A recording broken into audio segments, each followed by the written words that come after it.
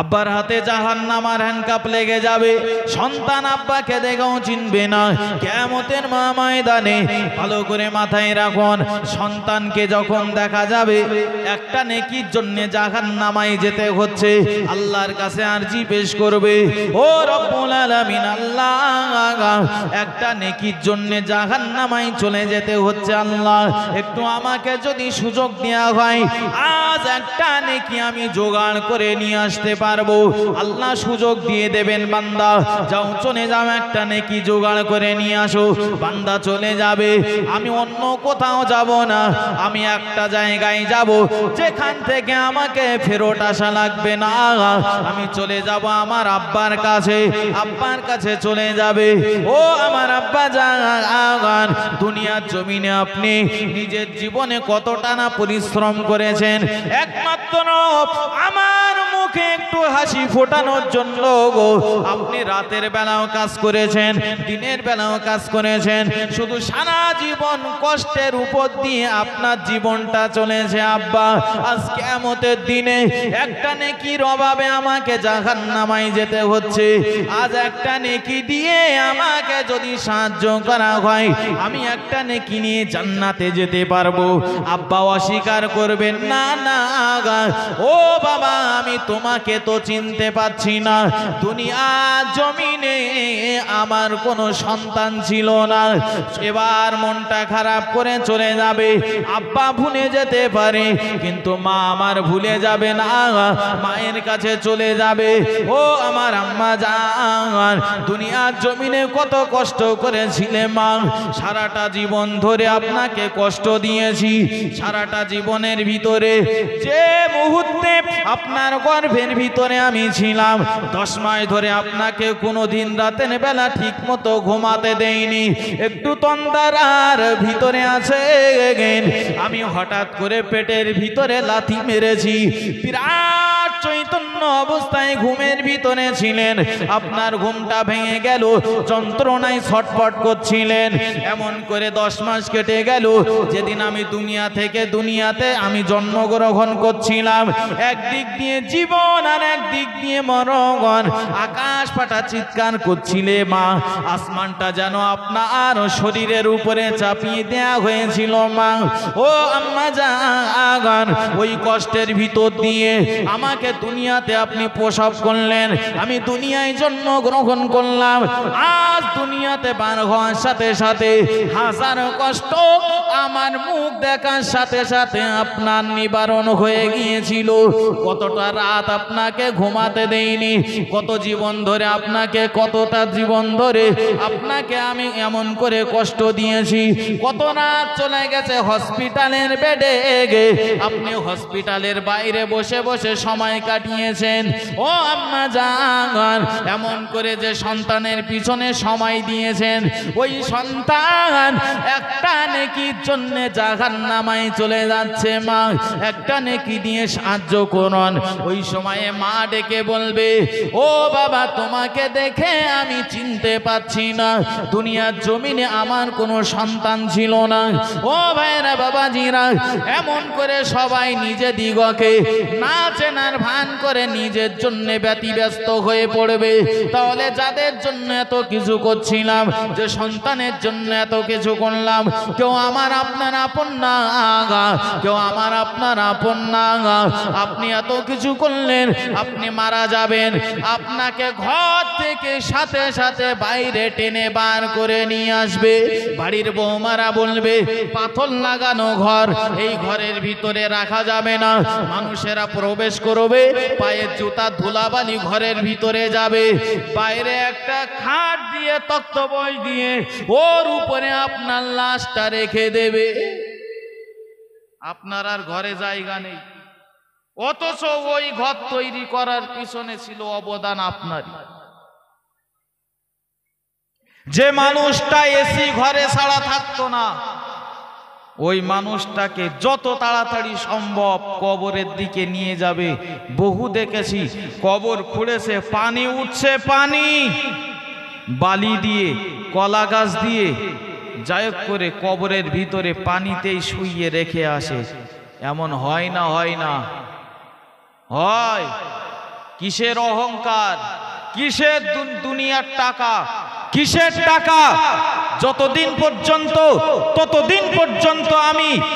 আমি ততদিন পর্যন্ত বিরাট সম্মানে থাকবো, যতদিন হয়তো আমার কাছে টাকা রয়েছে, যতদিন পর্যন্ত আমি না মরবো ততদিন। একবার মারা যাব আমি হয়ে যাব লাশ, লাশ, লাশ। কেউ আর স্যার বলে আমার সম্বোধন করবে না। বিরাট বড় বিজনেসম্যান মারা গেলে লাশ, বিরাট বড় চাকরিদার মারা যাব লাশ। সবার নাম একটাই হবে লাশ, সবার কাফনও হবে একটাই, তিনটে। বড় লোক ছিল বলে ওর দেই রঙিন কাপড়, সোনালি রং, রেশমি কাপড়, আরে গরিব মানুষ এর দেই সাদা কাপড়, এমনটাও হবে না বলো। ধনী গরিব সবার সমান, একইভাবেই কবরে যেতে হবে। যে মালের পিছনে দুনিয়ায় সারা জীবন দৌড়েছি, দুনিয়ার মাল দুনিয়াতে রেখেই এইবার ওই তিনটে কাপড় নিয়ে যেতে হবে। ওই কবরে যাওয়ার পরে এইবার আমার শুরু হয়ে যাবে। কবরে গেলে একবারও বলবে না কবরের ফেরেশতারা ডেকে, বলো দুনিয়ায় কতলা বাড়ি ছিল, বলবে? দুনিয়ার জমিনে কত টাকা ব্যাংক ব্যালেন্স করে রেখে এসেছিল, এসব প্রশ্ন হবে? মান রব্বুকা ওয়া মা দীনুকা ওয়া মান নাবিয়্যুকা, সবার জন্য সমান প্রশ্ন হবে। মান রব্বুকা, তোমার রব কে ছিল? এখন আল্লাহ পাকের হুকুম যদি না মেনে চলি, আল্লাহর সঙ্গে যদি সম্পর্কটা না গড়ি, আল্লাহকে কেমন করে চিনব বলেন? পরে আবার প্রশ্ন হবে ওমান নাবিয়্যুকা ওয়া মা দীনুকা, তোমার ধর্ম কি? দিন ধর্ম ইসলামটা যদি মেনে না চলি, কেমন করে জবাব দেব? আমার ধর্মের নাম হলো ইসলাম ধর্ম। নবী মুহাম্মদুর রাসূলুল্লাহ সাল্লাল্লাহু আলাইহি ওয়াসাল্লামের, নবী মুহাম্মাদের এই যদি আদর্শগুলো মেনে না চলে থাকি, নবীর সুন্নাতগুলো যদি আমার ভিতরে বিদ্যমান না রাখি, কেমন করে আমরা সেই দিন আমি জবাব দেব আমার নবী হলেন মুহাম্মদুর রাসূলুল্লাহ? তাহলে সবগুলো জবাব দিতে গেলে আল্লাহর হুকুম মেনে চলা লাগবে, প্রিয় নবীর আদর্শগুলো মেনে চলা লাগবে, দিন ইসলামের সব কিছু আমাদিগকে কায়েম করা লাগবে।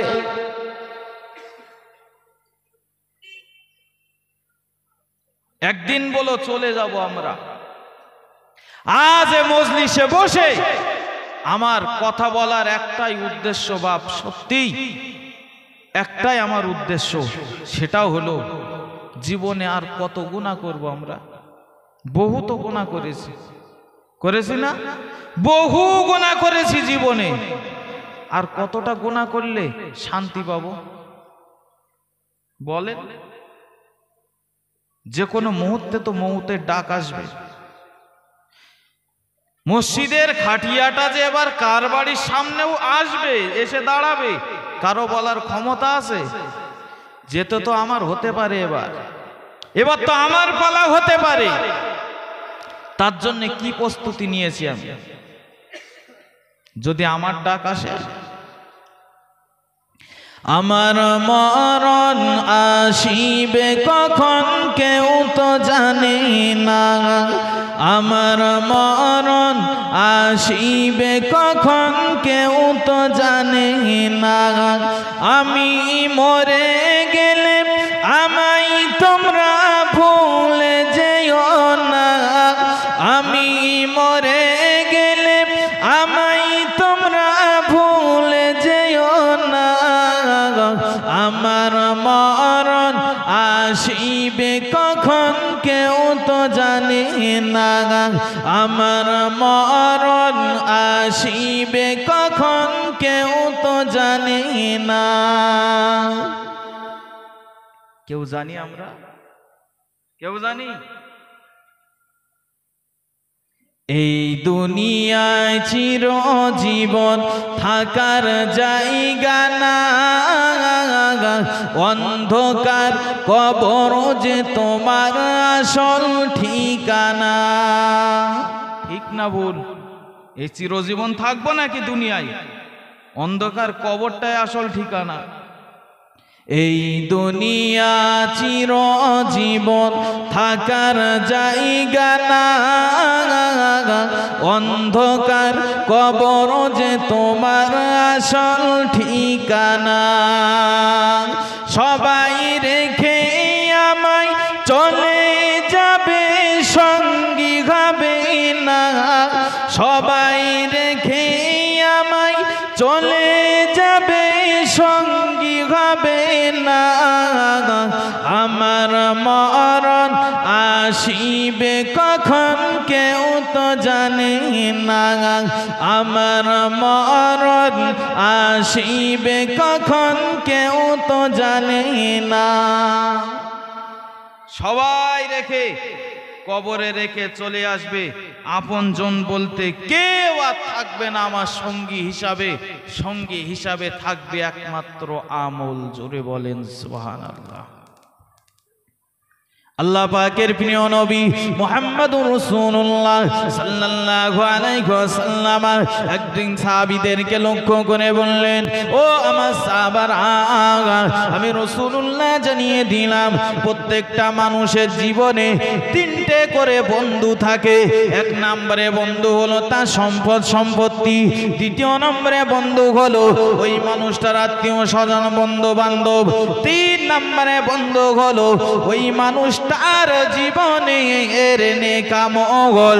সাহাবীদেরকে আবারও ডাক দিয়ে বললেন, ও আমার সাহাবীরা, আমি রাসূলুল্লাহ প্রশ্ন করছি, বলো এই তিনটে বন্ধুর ভিতরে সব থেকে ভালো বন্ধু কোনটি?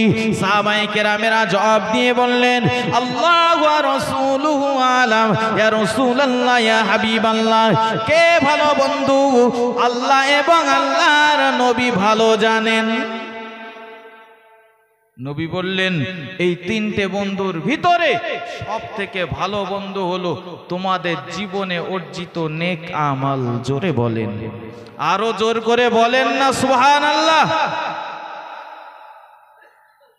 নবী আমার তার ব্যাখ্যাও করে বললেন, ও সাহাবারা, মনে রাখো একজন মানুষের সর্বপ্রথম বন্ধু হলো ওই মানুষটার জীবনের সম্পদ সম্পত্তি। কিন্তু মনে রাখো একজন মানুষ যখন মারা যায়, একজন মানুষ যখন ইন্তেকাল করেন, ওই মানুষটা ইন্তেকাল করার সাথে সাথে প্রথম নম্বরের বন্ধু তার কাছ থেকে বিদায় হয়ে যায়। ঠিক না বোন? সম্পদ কারো সাথে থাকে বাবা? থাকে? লিখে দেওয়া লাগে না, মারা যাব ওয়ারিসদের ভিতরে আমার মাল ভাগ বিলি বন্টন হবে, ঠিক না? তারাই পাবে। বললেন, দেখলে তো মারা গেছো, সাথে সাথে সম্পদ নামীয় বন্ধু তোমার কাছ থেকে বিদায় হয়েছে। দ্বিতীয় নম্বরের বন্ধু তোমাদের সন্তান সন্ততি, স্ত্রী কন্যারা, দুনিয়ার মানুষজন, এরাও তোমার আপন না, এরাও কেউ তোমার সঙ্গী হয়ে থাকবে না।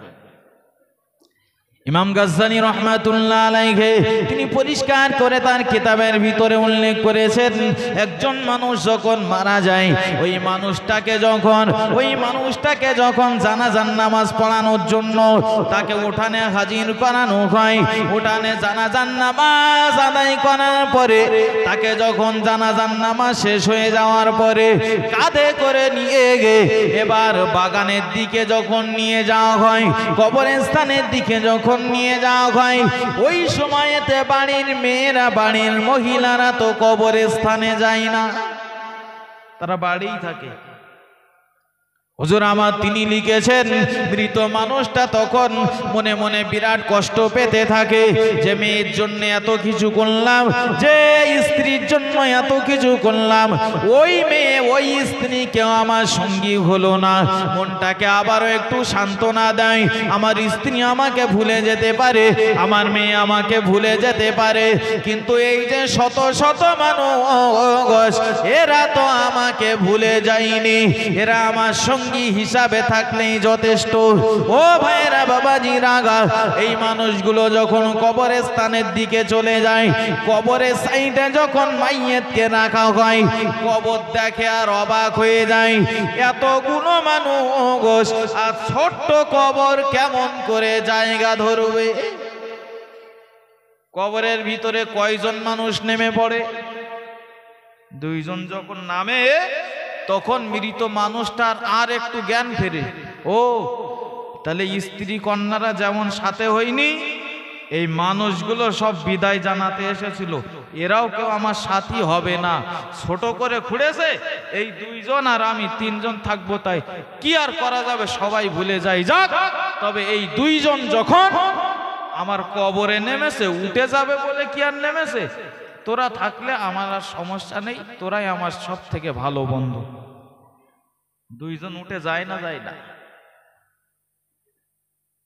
যখন মৃত মানুষটার মুখটা কাবার দিকে ঘুরিয়ে দিয়ে যখন দুইজন মানুষ উপরের দিকে উঠে যায়, হুজুর আমার তিনি লিখেছেন, মৃত মানুষটা তখন আকাশ ফাটা চিৎকার করে বলতে থাকে, ওগো দুনিয়াবাসীরা, আজ তোমরা আমার দিকে তাকিয়ে দেখো, দুনিয়ায় কেউ আমার সাথী সঙ্গী হলো না, যে সম্পদ আমার এত প্রিয় ছিল, ওই সম্পদ নামীয় বন্ধু আমার কাছ থেকে বিদায় হলো, ওই স্ত্রী বিদায় হলো, ওই সন্তান বিদায় হয়ে গেল, কেউ আর আমার সঙ্গী থাকলো না, সবাই তো আমার কাছ থেকে বিদায় হয়ে গেছে। ওগো দুনিয়াবাসীরা, তোমরা আমার দিকে চেয়ে চেয়ে দেখো আর এই শিক্ষাটা নাও, আমার দিকে দেখো আর শিক্ষা নাও, আমার মতো ভুল করে যেন কবরে তোমরা এসো না, আমার মতো ভুল করে জানো খবরদার এসো না, আমার দেখে শিক্ষা নিয়ে বাড়ি যাও, তোমাদেরও একদিন এমন করে রেখে যাবে কবরের ভিতরে, তোমারও সেই দিন আসছে। সুতরাং ভুল যখন করেছো আর ভুল করো না, মসজিদে যাও। জানেন, মসজিদের যখন আজান হয়, মৃত মানুষটা তখন দুনিয়াবাসীদের প্রতি দেখে ঈর্ষা করতে থাকে। কেন জানেন? ও দুনিয়াবাসীরা, আজ মসজিদে আজান হচ্ছে, ইচ্ছা করলে মসজিদে যে তোমরা নামাজটা আদায় করে আসতে পারছো, কিন্তু হাজার চেষ্টা করেও আমার দিকে তাকিয়ে দেখো, হাজার চেষ্টা করেও আমি বলো নামাজ পড়ার আমার আর কোনো সুযোগ নেই, একটা সেজদা দেব সে সুযোগটাও আর আমি হারিয়ে ফেলেছি। সুতরাং যতদিন আল্লাহ বড় রহম করে তোমাকে বাঁচিয়ে রেখেছেন, ততদিন তুমি এই জীবনটা তুমি অন্যায় রাস্তায় পরিচালনা করো না।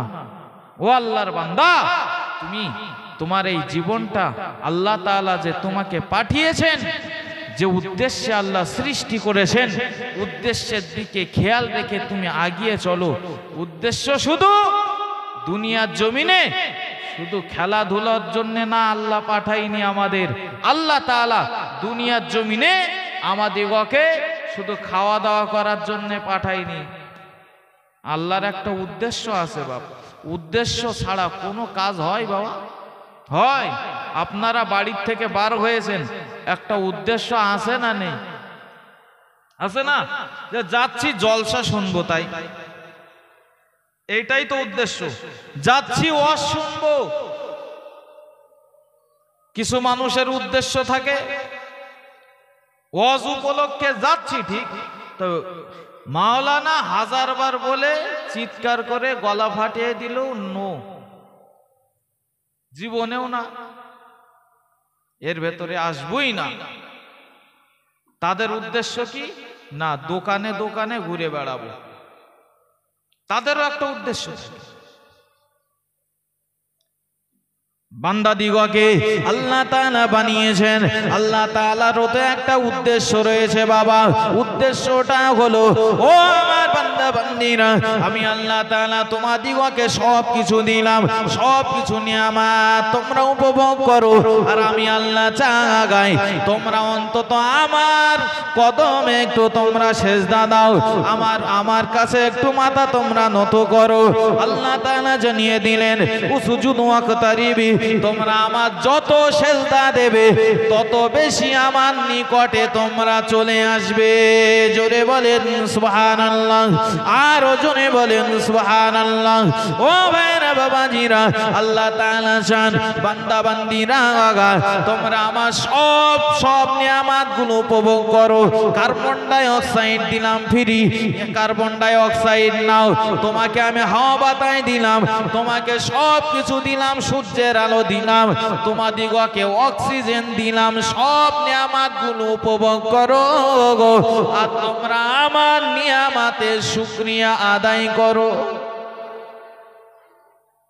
আল্লাহর নিয়ামতগুলো নেই আমরা, তবে আল্লাহ শুকরিয়াও একটু আদায় করা লাগবে। আল্লাহ যদি বলেন অক্সিজেন, সবকিছু জিনিসের একটা লোডশেডিং থাকে না, গরমের সময় হঠাৎ করে দেখেন 30 লাইন। আচ্ছা, যদি অক্সিজেনের 30 লাইন করে দেয় আল্লাহ, কথা বলে না কেন? শিবরতে হবে না? কোনদিন 30 লাইন চলেছে অক্সিজেনে? আল্লাহ কিচ্ছু ঘাটতি রাখিনি, বান্দা নাও, লাগবে নাও, তবে আমার শুকরিয়া আদায় করো। ও আমার বান্দা মনে রাখো, ও আমার বান্দা বান্দিরা, তোমরা আমার সব নিয়ামতগুলো নাও, তোমাদের কষ্ট কেটা আমি আল্লাহ তাআলা চাই না। ও আমার বান্দা বান্দিরা, বিরাট ঠান্ডা রাত্রে পৌষ মাসে কিংবা মাঘ মাসে বাইরে কনকনে ঠান্ডা, বাইরে আমরা বার হতে পারি না। বাইরে যখন আমরা চলাচল করি তখন লক্ষ্য করতে পারি বাইরে যে পানির বোতলটা রয়েছে, ওই পানির বোতলে হাত দেওয়া যায় না, আর বরফের মতো ঠান্ডা। কিন্তু মনে রাখুন, রাতের শেষে যখন আমরা ওই ঠান্ডা রাত্রে আমরা যখন কলে কয়েকবার চাপ দিতে থাকি, ঠান্ডার রাত্রে কল থেকে ঠান্ডা পানি বার হয় না, গরম পানি বার করেন কে? কোনদিন ভেবেছি আমরা? ফজরের টাইমে উঠে আমরা দেখি বাইরে যে পানির বোতল ছিল হাত দেওয়া যাচ্ছে না, বরফ। ওই কলও তো বাইরে ছিল। শীতকালে ঠান্ডা রাত্রে কল টানছি, কলের ভিতর থেকে ঠান্ডার সময়ে গরম পানি বার করছেন আল্লাহ। জোরে বলেন। উল্টো দিকে আপনি ফিরে চলুন, বিরাট গরমের দিনে, গ্রীষ্মের দিনে আপনি মাঠে চলে গেলেন কাজকর্ম করার জন্য, কিংবা আপনি ইটভাটায় চলে গেলেন, বাড়ির থেকে যে পানির বোতলটা নিয়ে গিয়েছিলেন, পানিটা এবার গরম হয়ে গেছে, আপনার তৃষ্ণা নিবারণ হবে না। ওই সূর্যের নিচে গরমের উপরে কলটা রয়েছে, যে কল টানলে শীতকালে টানলে ঠান্ডা পানি, যে ঠান্ডার সময়েতে যে কল টানলে ওই কল দিয়ে গরম পানি বার হতো, আজ গরমের দিনে ওই কল দিয়ে এবার ঠান্ডা পানি বার হয় না। বিরাট গরম। আল্লাহ দেখছেন এবার এই বান্দাকে এবার যদি গরম পানি দেয় এর কষ্ট হবে, এর দেব ঠান্ডা পানি। এবার ও আমার বান্দা বান্দিরা, তোমরা আমার এই নিয়ামতগুলো উপভোগ করো আর তোমরা আমার শুকরিয়া আদায় করো। কিন্তু আমরা বান্দা এমন হয়ে গেছি, সব নিয়ামতগুলো আমরা নেব, সব নিয়ামতগুলো আমরা উপভোগ করব, অথচ শুকরিয়া আদায় করার সময় শুকরিয়া আদায় করব না। ওই জন্য আল্লাহ তাআলা আফসোস করে জানিয়ে দিলেন সূরা আদিয়াতের ভিতরে, ইন্নাল ইনসানা লিরাব্বিহি লাকানুদ, আমার বান্দারা তোমাদেরকে এত কিছু প্রদান করলাম নিয়ামত, কিন্তু তোমরা আমাকে না শুকরিয়া আদায় করো। এত নিয়ামত দিচ্ছি, এরপরেও তোমাদের রবের প্রতি তোমরা অকৃতজ্ঞ। তবে মনে রাখো, সুম্মা লা তুসআলুন্না ইয়াওমাইযিন আনিন নাঈম। অকৃতজ্ঞ হও, তবে সুম্মা লা তুসআলুন্না ইয়াওমাইযিন আনিন নাঈম, একদিন বলো এই নিয়ামতের ব্যাপারে তোমাদের কাছে জিজ্ঞাসা করা হবে। সেই দিন বান্দা তোমার জবাব দিতে হবে আমার কাছে। তোমার হাত দিলাম ভালো, পা দিলাম ভালো, স্মৃতিশক্তি দিলাম ভালো, পাগল বানাইনি, সব কিছু আমি ঠিকঠাক করে দিয়েছি, এরপরেও শুকরিয়া আদায় করো না, এরপরেও আমার একটু শুকরিয়া তোমরা আদায় করো না।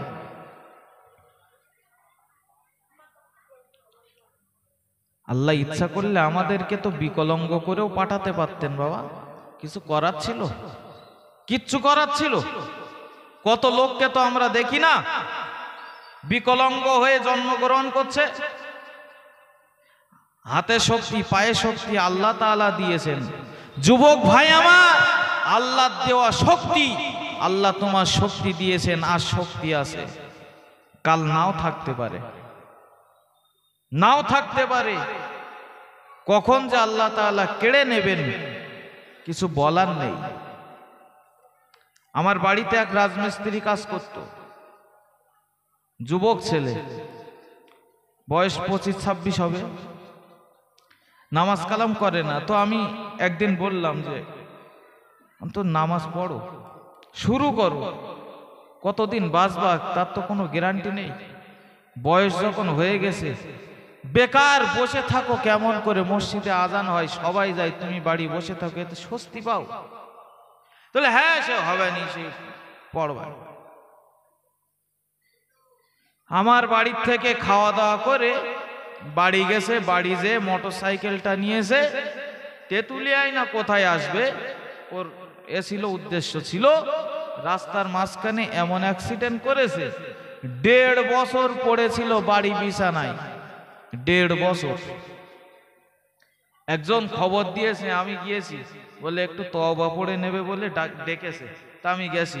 তা আমি যাওয়ার সাথে সাথে ভেউ ভেউ করে কাঁদছে যুবক ছেলেটা, বলে সেই দিন তুমি আমার বলেছিলে একটু নামাজ পড়তে, জানো না এখন বিরাট ইচ্ছা হয়, বিরাট ইচ্ছা হয় মসজিদে যখন আজান হয় একটু নামাজ পড়বো, কিন্তু নড়ার শক্তি নেই, হাজার চেষ্টা করলেও আর নামাজ পড়তে পারছে, ওই বিছানায় শুয়ে শুয়ে শুয়ে শুয়ে কবরে চলে গেছে। আল্লাহ আপনাকে সুস্থ রেখেছেন এখন ভাই আমার, হাতে শক্তি আল্লাহ দিয়ে রেখেছেন, পায়ে শক্তি আল্লাহ তাআলা দিয়ে রেখেছেন। এই শক্তিটা অন্তত একটু আল্লাহর রাস্তায় আমরা দিই, অন্তত আল্লাহর দিকে আসি আমরা। কিয়ামতের দিন কি জবাব দেব সেই দিন হাসরের মাঠে আমরা? আল্লাহ যদি জিজ্ঞাসা করেন, বান্দা সব তো দুনিয়ার পিছনে সময় দিচ্ছি আমরা, তা দুনিয়ার পিছনেও দেন, তা আখেরাতের জন্য একটু কিছু করেন। দুনিয়ার মাল আপনার কবরের আযাব মাপ পাইয়ে দিতে পারে না, পারে নাকি? দুনিয়ার মাল কবরের আযাব মাপ পাইয়ে দিতে পারবে? বিরাট টাকার মালিক আমি, আল্লাহ হাসরের মাঠে কি বলবে যে অনেক টাকার মালিক ছিল, যখন এসি ঘরে থাকতো, তে দেই কেমন করে, আমি রহমানুর রহিম, এ জাহান্নামে দেবো না, এর দেই জান্নাতে? আল্লাহর বিচার এমন হবে নাকি? তো কবরে যে আমার কি আসলটা কি হবে? নেক আমল, নেক আমলই তো আমার আপনাকে রক্ষা করবে। তা সেই দিকে একটু মনোযোগ দেব না? এ বাংলা ভাষা একদম ক্লিয়ার কথা, এইগুলো যদি না বুঝি আর কেমন করে বোঝালে বুঝবো আমরা? ওগো ভাইরা, বাবাজিরা, ও মা বোনেরা, আজ গোটা সমাজের দিকে যখন দেখি, দেখলে মনে হয় যেন যেমন ভাবে দুনিয়ার প্রতি আমরা আসক্ত হয়ে পড়েছি, দুনিয়ার প্রতি আমরা আসক্ত হয়ে পড়েছি, আমাদের মনে হয় যেন সম্পদ সব থেকে বেশি দামি, যার যত বেশি সম্পদ থাকবে ওই মানুষটা তত বেশি ভালো ভালো জান্নাতের ভিতরে থাকতে পারবে। কিন্তু মনে রাখুন, আজ জলসার মজলিস ইন্তেজাম হয়েছে, এ মজলিসে বসলে তো সব রয়েছে, এখানে অত মানুষ নেই, যদি বলা হতো বসলে 500 নোট দেওয়া হবে জায়গা দত্ত, ও কমিটির গাল শুনে মরতে হতে, এলাকায় কতটা লোক থাকে জানিস না নাকি? হ্যাঁ, জায়গা করিস এতটুকু, 500 করে দেবে তো। কিন্তু না বান্দারা, আল্লাহ পাক রব্বুল আলামিন দুনিয়ার এই অর্থ করি দেখে বিচার করবেন না। ফাম্মা মান সাকুলাত মাওয়াজিনুহু, কিয়ামতের ময়দানে মিজানের পাল্লাতে মানুষের আমলনামাগুলো ওজন করা হবে, যার ঈমান আমলের পাল্লা ভারী হয়ে যাবে। ফাহুয়া ফি ঈশাতিন রাদিয়া, ওই মানুষটা চলে যাবে দয়ার জান্নাতে। ও ভাইরা বাবাজিরা, আমরা দুনিয়ার জমিনে তাকে বিরাট দাম দিয়ে থাকি। যার টাকা রয়েছে কিন্তু যার টাকা নেই তার কাছে আমাদের মূল্য নেই। ঠিক বললাম না ভুল বললাম? তাই চলছে এখন, তাই চলছে। যার টাকা আছে মূল্য আছে তার। আমার আল্লাহর কাছে যার টাকা আছে ওই মানুষটার, কোটিপতি মানুষ, তার ভিতরে যদি ঈমান আমল না থাকে ওই মানুষটার দাম আল্লাহর কাছে বিন্দু মাত্র নেই। খেটে খাওয়া মানুষ, গরিব দুস্থ মানুষ, তার ভিতরে যদি নেক আমাল থাকে ঈমানের চাহিদা অনুযায়ী, গরিব হলেও তার দাম আল্লাহর কাছে অনেক গুণে বেশি। জোরে বলেন, আর একটু মহব্বত করে বলেন। বাড়ি আছে একটা চেয়ার, মাওলানা সাহেব মনে করেন ইমাম সাহেব আর আপনার প্রধান সাহেব, দুইজন একসাথে গেছে আপনার বাড়ি, চেয়ারটা দেবেন কার? প্রধান দিতে। তা তো তাহাজ্জুদের নামাজও কাজা হয় না তো। আমরা চেয়ার আগিয়ে দেই তো তাকেই, যার মূল্য আছে, যার টাকা আছে, যার সামর্থ্য আছে। অথচ আল্লাহ চেয়ার এগিয়ে দেন তাকেই। রাগ করবেন না বাবা, আমি বোঝাতে চাইছি এটাই, আল্লাহর কাছে মূল্য আপনার তখনই থাকবে যখন আপনার কাছে থাকবে আল্লাহর হুকুম আদায় করা অনুযায়ী আপনার জীবনটা গঠন করতে পারবেন শরিয়াত অনুযায়ী। তা নাহলে দুনিয়ার বাইরে দেখে আমরা সব বিচার করি, সব আমরা বাইরে দেখে বিচার করি, ভেতরেরটা না। ওগো মুসলমানেরা, আল্লাহ নবী ওই জন্য জানিয়ে দিলেন, ইন্নাল্লাহা লা ইয়ানজুরু ইলা সুআরিকুম ওয়ালাকিন ইয়ানজুরু ইলা কুলুবিকুম ওয়া আমালিকুম। আল্লাহ নবী বললেন, ও আমার উম্মতিরা, আমি রাসূলুল্লাহ জানিয়ে দিলাম, আল্লাহ তাআলা বাহ্যিক কোনো আকার আকৃতি দেখে বিচার করবেন না। ওয়ালাকিন ইয়ানজুরু ইলা কুলুবিকুম ওয়া আমালিকুম, আল্লাহ তাআলা তাদের বান্দিদের অন্তর আর আমল দেখেই বিচার করবেন। জোরে বলেন সুবহানাল্লাহ, আর জোরে বলেন সুবহানাল্লাহ। আমাদের কাছে তার দাম রয়েছে যে অনেক পরিষ্কার মানুষ, যার কালো মানুষ, যে মানুষটা কালো তাকে দেখে ঠাট্টা করি, কিন্তু আল্লাহ তাআলার কাছে এমনটা বিচার হবে কি? তাই যদি হতো নাইজেরিয়া সবাই যেত জাহান্নামে আর আমেরিকা সবাই যেত জান্নাতে। এ কালো কুইল মতো যখন এর দেই জাহান্নামে। আল্লাহর বিচারে গার রং দেখে, টাকা দেখে, অর্থ দেখে, সম্মান দেখে এইভাবে বিচার আল্লাহ করে না। আল্লাহ অন্তরার আমল দেখেই বিচার করে।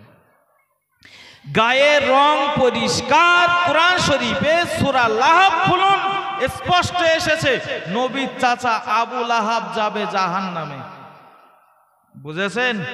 নবীর চাচা আবু লাহাব জাহান্নামে যাবে। আবু লাহাবের দেখতে কেমন ছিল জানেন? তাফসীর কারকরা লিখেছেন ওই সূরা লাহাবের তাফসীরে আবু লাহাবের দৈহিক গঠন সম্পর্কে লিখেছেন ইমাম জালালউদ্দিন রহিমাহুল্লাহ। তিনি বলছেন যে তার দৈহিক গঠন খুব সুন্দর ছিল, সুদর্শন, পরিষ্কার মানুষ, দেখতে অত্যন্ত সুন্দর। যাবে কোথায়? জাহান্নামে। অপর দিকে ফিরে চলুন, নবীজি সাহাবী হযরতে বেলাল রাদিয়াল্লাহু তাআলা আনহু। নবী সাহাবী বেলাল দেখতে কালো কুচকুচে, চুলের মতো কালো, দেখতে যেমন কুৎসিত কদাকার, দেখতে মোটেও ভালো নয়। নবীজি সাহাবী হযরতে বেলাল রাদিয়াল্লাহু তাআলা আনহু তিনি যাবেন দয়ার জান্নাতে। জোরে বলেন, আর জোরে বলেন সুবহানাল্লাহ। ও মুসলমানেরা মাথায় রাখুন, আল্লাহর নবী তিনি যখন মেরাজ শরীফে চলে গেলেন আল্লাহর সঙ্গে সাক্ষাতের জন্য, প্রিয় নবী জান্নাত পরিভ্রমণ করছেন, জাহান্নাম পরিভ্রমণ করেন। আল্লাহর নবী মুহাম্মদুর রাসূলুল্লাহ সাল্লাল্লাহু আলাইহি ওয়াসাল্লাম তিনি যখন জান্নাতের ভিতরে পরিভ্রমণ করছেন, কার যেন একটা পায়ে চলার আওয়াজ শুনতে পান, কে যেন জান্নাতের ভিতরে হাঁটাহাঁটি করে। আল্লাহর নবী ডাইনে তাকালেন, কাউকে দেখতে পেলেন না, বামে তাকালেন, কাউকে দেখা গেল না, সামনে তাকালেন, পিছনে তাকালেন, চতুর্দিকে প্রিয় নবী দেখতে লাগলেন, না না না, কোথাও দাঁড়িয়ে নেই কেউ, কেউ জান্নাতের ভিতরে হাঁটছে না, তবে কার পায়ের আওয়াজ আমি রাসূলুল্লাহ শুনতে পাই। আল্লাহ নবী হযরতে জিবরাইল আলাইহিস সালামকে ডাক দিলেন, ও ফেরেশতা জিবরাইল, একটু বলো বলো জিবরাইল, একটু তুমি বলো, আমি যখন জান্নাতের ভিতরে হাঁটছিলাম কার যেন একটা পায়ের আওয়াজ আমি রাসূলুল্লাহ নিজ কানে শুনতে পাচ্ছিলাম। জিবরাইল, কে জান্নাতের ভিতরে হাঁটছিল তাকে আমি দেখতে পাইনি। আল্লাহ নবী আল্লাহ পাকের রাসূলকে ডাক দিয়ে বলে, ইয়া রাসূলুল্লাহ, ইয়া হাবিবাল্লাহ, ইয়া রাসূলুল্লাহ, ইয়া হাবিবাল্লাহ, আমি জিবরাইল জানিয়ে দিলাম আসমানবাসী কোনো ফেরেশতার পায়ের আওয়াজ এটা নয়। ও গো ফেরেশতা জিবরাইল, তবে কার পায়ের আওয়াজ পাচ্ছিলাম? জিবরাইল আলাইহিস সালাম জানিয়ে দিলেন, ও আল্লাহর নবী, এটা হলো দুনিয়ার জমিনে আপনার একজন সাহাবীর পায়ের আওয়াজ। আপনার একজন সাহাবী হাঁটাহাঁটি করে, আর তার দুনিয়ায় পথ চলতির, তার দুনিয়ায় পথ চলার পায়ের আওয়াজটা আল্লাহ পাকের দয়ার জান্নাত থেকে শুনতে পাওয়া যায়। জোরে বলেন, আর জোরে বলেন সুবহানাল্লাহ। আল্লাহ নবী আবারও জিজ্ঞাসা করলেন, ও ফেরেশতা জিবরাইল, আমার কোন সাহাবী দুনিয়াতে হাঁটাহাঁটি করলে তার পায়ের আওয়াজ দয়ার জান্নাত থেকে শুনতে পাওয়া যায়? আল্লাহর ফেরেশতা জিবরাইল আলাইহিস সালাম বললেন, ইয়া রাসূলুল্লাহ, ইয়া হাবিবাল্লাহ, হুজুর আপনার যে সাহাবী দুনিয়ার জমিনে হাঁটলে তার পায়ের আওয়াজ দয়ার জান্নাত থেকে শুনতে পাওয়া যায়, ওই সাহাবী অন্য কোন সাহাবী নয়, ওই সাহাবী হলো আপনার কালো সাহাবী হযরতে বেলাল। জোরে বলেন, আর জোরে বলেন সুবহানাল্লাহ। আল্লাহ নবী দুনিয়াতে চলে আসলেন, হযরত বেলালকে ডাক দিয়ে বললেন, ও আমার সাহাবী বেলাল, বাবা বেলাল, জান্নাতের ভিতরে তোমার পায়ের আওয়াজ আমি রাসূলুল্লাহ নিজ কানে শুনতে পেলাম। বাবা সাহাবী বেলাল, কি এমন আমল করো যার জন্য তোমার পায়ের আওয়াজ আল্লাহ পাকের দয়ার জান্নাত থেকে শুনতে পাওয়া যায়? হযরতে বেলাল বলেন, ইয়া রাসূলুল্লাহ, ইয়া হাবিবাল্লাহ, ইয়া রাসূলুল্লাহ, ইয়া হাবিবাল্লাহ, তেমন কোন নেক আমল আমি করতে পারি না, তেমন কোন নেক আমল আমি করি না, তবে আমার একটা আমল হলো, ইয়া রাসূলুল্লাহ, ওযু আমার যখনই ভেঙে যায়, ওযু ভাঙার সাথে সাথে আবার ওযু করে নিয়ে আমি 2 রাকাত তাহিয়াতুল ওযু সুন্নাতের নামাজ আদায় করে নেই।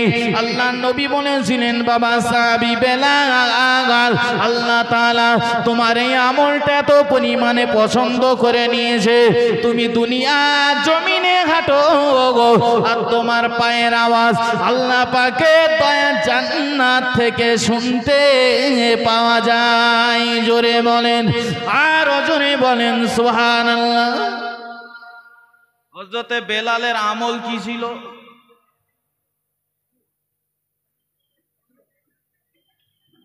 আপনার প্রতিজ্ঞা করে এসেছেন নাকি বলেন যে জীবন যাবে যাবে, সুবহানাল্লাহ বলবো না? হযরত বেলালের আমল কি ছিল? কি বলেছি?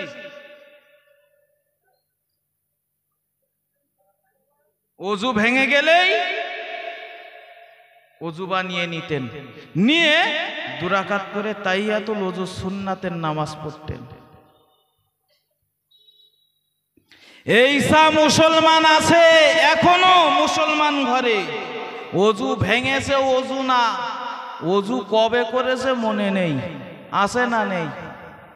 হ্যাঁ, এ ওযু ভেঙেছে সাথে সাথে ওযু তো করলে অনেক দূরের কথা, ওযু করেছে কবে সেইটাই বলে। সেই বকরা ঈদের দিন করেছে, তা মন থাকে?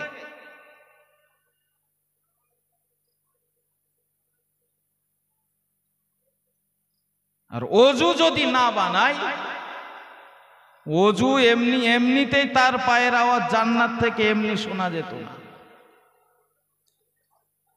ওযু বানিয়েছে মানে নামাজ পড়েছে। আর যত নামাজ আপনি পড়বেন তত বেশি আল্লাহর পেয়ারা হয়ে যাবেন।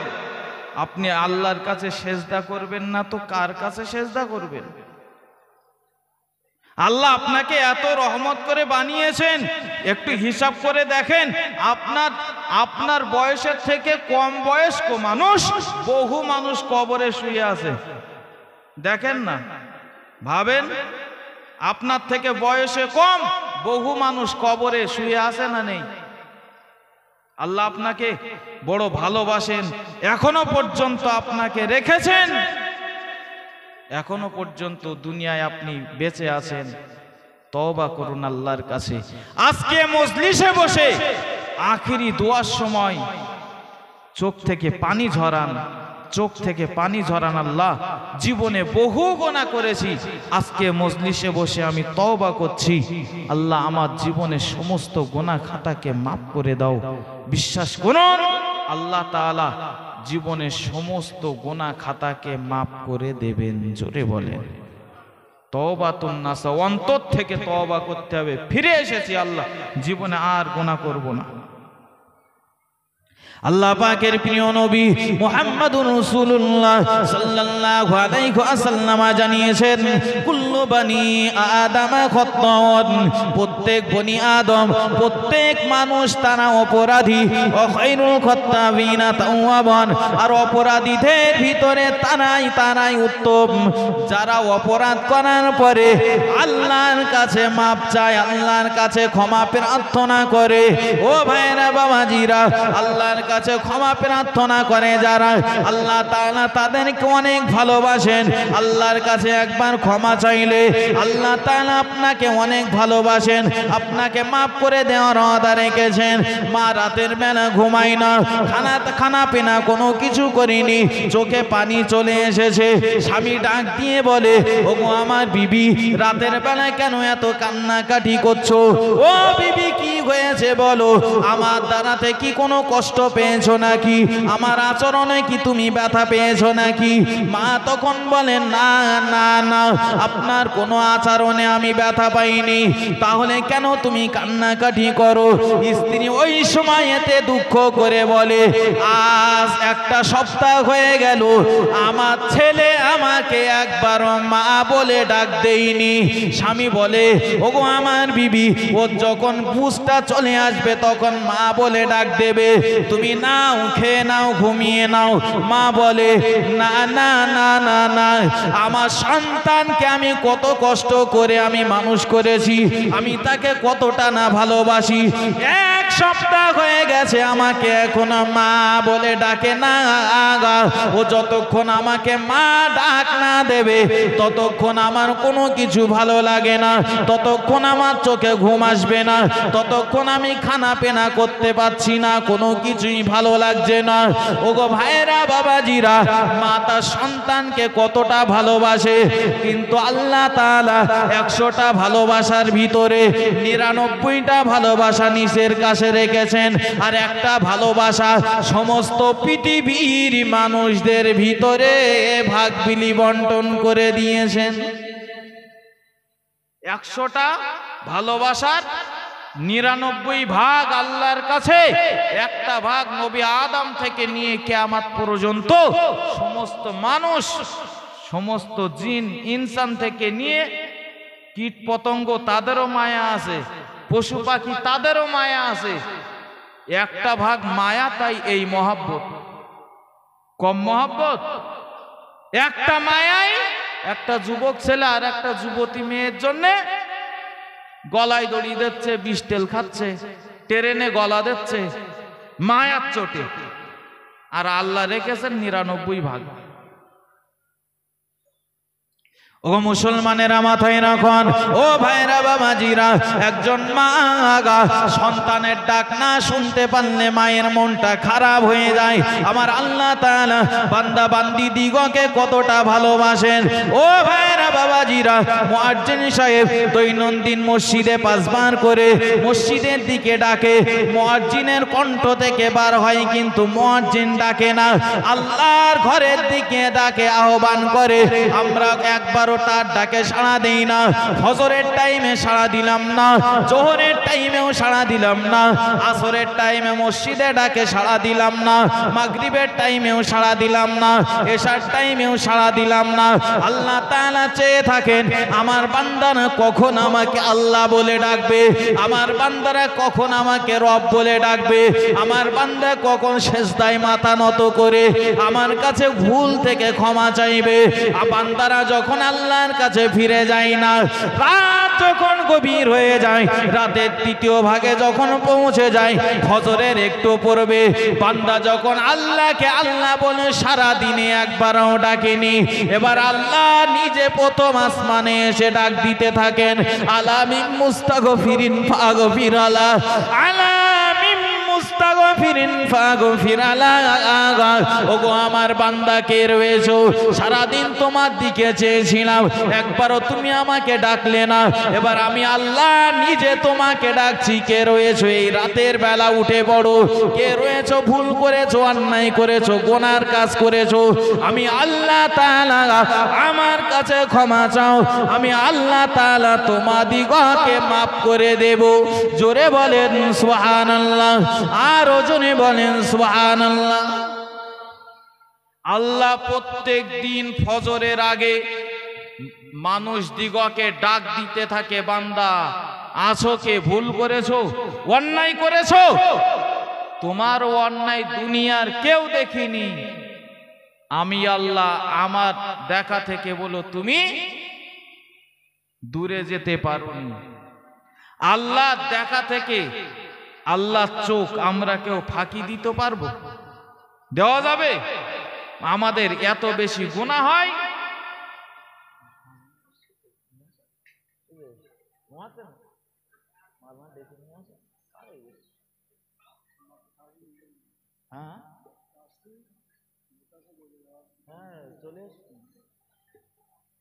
শুনুন কি বলছিলাম। আমার আল্লাহ তাআলা বান্দা দিগকে আহ্বান করেন আর বলতে থাকেন, বান্দা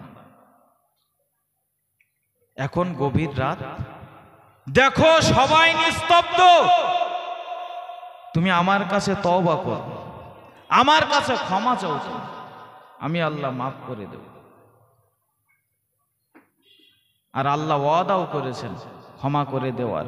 তবে ইমাম সাহেব ভাত খাচ্ছে না, ওই জন্য তওবা করেছে, আল্লাহ জীবনে অন্যায় করব না, এরম তওবা না বলো। জীবন যতদিন থাকবে ওই গুনার রাস্তায় আর যাব না। এতদিন মহিলা সমিতির খাতায় নাম ছিল, যদি আজ থেকে তওবা করি, খাতা থেকে নাম কেটে দিলাম, আমি ওই টাকা আর নেব না, আসল টাকা নিয়ে আমি ওই রাস্তায় আর যাব না। একজন মানুষ যদি নিয়াত করে নেয়, এত জীবন সিনেমা দেখতাম, আজ মজলিসে বসে তওবা করেছি, আমি আর সিনেমা দেখব না, যতদিন বাঁচবো গলায় ছুরি আসবে তাও সিনেমা দেখব না। যদি এমন দৃঢ়তার সহিত আমি তওবা করি, মাফ করে দেবেন, আল্লাহ ওয়াদা করেছেন। আর যতদিন না পর্যন্ত চোখের পানি না ফেলতে পারবো, যতদিন না পর্যন্ত চোখ থেকে পানি নির্গত না করতে পারবো, ছোট না ভাববো নিজেকে, ততদিন পর্যন্ত এই তওবার জায়গায় আসার মতো আমার মন মানসিকতা তৈরি হবে না। বাপ কি বলেছি বুঝেছেন? ততদিন পর্যন্ত হবে না। না নিজে অনেকে বলে না, না খুব ভালো আছি, নাই নামাজটা পড়ি নে, তাই কি হয়েছে, অত অন্যায় কাজ টাজ করিনি, নাই নামাজটা পড়তে পারি না, তার মানে নামাজটা ও কোনো ব্যাপারই না। সহজ সরল একটা জিনিস, নামাজ না পড়লে কি হয়, আমার মন ঠিক আছে, এই মন একদম সাপ এক্সেলের মতন পরিষ্কার, আবে জমজমের পানি দিয়ে ধোয়া। আচ্ছা ওই সেই আপনার করোনা সিজনে মুখে মাস্ক পরতে হতো তাই না? পুলিশ এসে যদি মাস্ক না থাকতো, পুলিশ এসে মারধর করতো না? হ্যাঁ। আচ্ছা এখন পুলিশ এসেছে, মুখে মাস্ক নেই, আমি যদি বলি স্যার মারবেন না, মাস্ক পরিনি তাই কি হয়েছে, আমার মন ঠিক আছে, ছেড়ে দেবে তো, মন ঠিক আসতো। নামাজ পড়ি না, মনটা ঠিক হলো কিভাবে? নামাজ ছাড়া তো ভালো পথে আসা যায় না, আল্লাহর হুকুম মানা ছাড়া তো ভালো পথে আসা যায় না। সদা সর্বদা স্মরণে রাখতে হবে উভয় কাঁধে দুইজন ফেরেশতা সব কিছু দেখে দেখে লিখে রাখছেন। বলুন, সব কিছু লিখে রাখছেন, আর এই লেখা আল্লাহর কাছে একদিন আমার নিজের পড়তে হবে। আজকে যদি আমাদের মনে থাকতো এই দুই ফেরেশতা সবকিছু দেখে রাখছে, গুনার কাজ আর হতো না। মুসলমানেরা মাথায় রাখুন, ও ভাইয়েরা বাবাজিরা, তাহলে আজ সভা শেষে আমরা তওবা করে উঠে যাব। আমি ওয়াজ নসিহত করেছি, শাহনুর আলম সাহেব তিনি ওয়াজ করবেন, ফুরফুরার পীরজাদা সাহেব তিনি আসছেন, তিনি ওয়াজ নসিহত করবেন। ও মুসলমানেরা সবাই প্রত্যেকেই তো আপনাদিগকে আল্লাহর রাস্তার দিকে আহ্বান করছি। জাহান্নাম হারাম হয় কেমন করে, জান্নাতে কোন প্রসেসে যাওয়া যায়, তেমন সেই পন্থাগুলো আপনাদের প্রত্যেককে বলে দিচ্ছি। মনে কেউ রাগ নেবেন না, ক্ষোভ নেবেন না, হয়তো অনেকেই রাগ বিরক্ত হতে পারেন, কিন্তু না না না, একজন মানুষ তথা তার সন্তানকে তখন বকাঝকা করে, সন্তান যখন দেখে বাম হাতের রাস্তার দিকে চলছে, আব্বা তাকে সংশোধন করে ডান দিকে রাস্তার দিকে নিয়ে আসে। ও ভাইরা বাবাজিরা, তাহলে মাথায় রাখুন, আল্লাহ পাক রব্বুল আলামিনের কাছে, আল্লাহ পাক রব্বুল আলামিন তিনি যখন আদম নবীকে সৃষ্টি করলেন, আদম নবীকে সৃষ্টি করার পরে ফেরেশতাদিগকে হুকুম করলেন, উসজুদু লি আদম, ও ফেরেশতা মণ্ডলীরা তোমরা আদমকে সিজদা করো। ফাসাজাদু, সমস্ত ফেরেশতারা সিজদা করলেন, ইল্লা ইবলিসা, কেবল মাত্র ইবলিস শয়তান সিজদা করলো না। ইবলিস সিজদা করেনি, আল্লাহ আবারও বললেন সিজদা করতে, ইবলিস সিজদা করলো না। ইবলিস যুক্তি দেখালো, খলাকতানি মিন নারিন ওয়া খলাকতাহু মিন তিন, ও রব্বুল আলামিন আল্লাহ আমাকে সৃষ্টি করা হয়েছে আগুন দ্বারা, আর আদমকে সৃষ্টি করা হয়েছে মাটি দ্বারা। আগুনের ধর্ম উপরের দিকে ওঠা, মাটির ধর্ম নিচের দিকে নামা। আগুন জ্বালিয়ে দিয়েছেন, উপরে উঠবে তো, আর মাটি ছেড়ে দেবেন নিচে যাবে। তো মাটি আদম সে নিচে থাকার জিনিস, আমি নিচে হব কেন? তাকাব্বারি করলো, আল্লাহর কথা শুনলো না, বহু কথা। এরপরে আল্লাহ তাআলা তাকে জান্নাত থেকে বহিষ্কারও করলো। মানে আল্লাহকে ডেকে বলছে, আল্লাহ আমার একটা আবদার ছিল। কি আবদার? না, আমার আবদার হলো যে আদমকে সেজদা না করার জন্যে, তাজিমি সেজদা না করার জন্য আমাকে বহিষ্কৃত হতে হলো। ওই আদম সন্তান যাতে জান্নাতে না যেতে পারে তার পাওয়ার, তার শক্তি আমাকে দেওয়া লাগবে। তো তাকবীর দেন না? নারায়ে তাকবীর, নারায়ে তাকবীর। জনাব হযরত মাওলানা ভাই শাহানুর আলম সাহেব, জনাব হযরত মাওলানা ভাই শাহানুর আলম সাহেব, নারায়ে তাকবীর। আলহামদুলিল্লাহ। ভাইজান এসেছেন, ওয়াজ নসিহত করবেন। কথার ভিতরে যদি কেউ ব্যথা পেয়ে থাকেন আল্লাহর হস্তে ক্ষমা করেন, প্রাণ ভরে দরুদ